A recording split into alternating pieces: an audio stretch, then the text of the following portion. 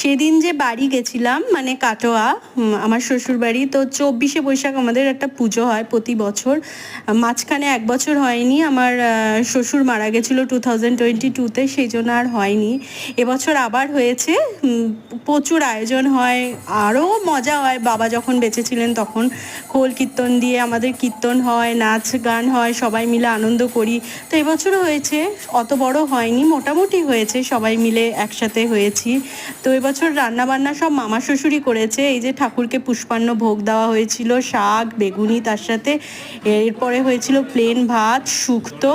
এই যে আমার পুচকুসোনা মাথায় পেট্টি বেঁধে বসে আছে, ভীষণ ওর শরীরটা খারাপ, তাই জন্য বসে আছে।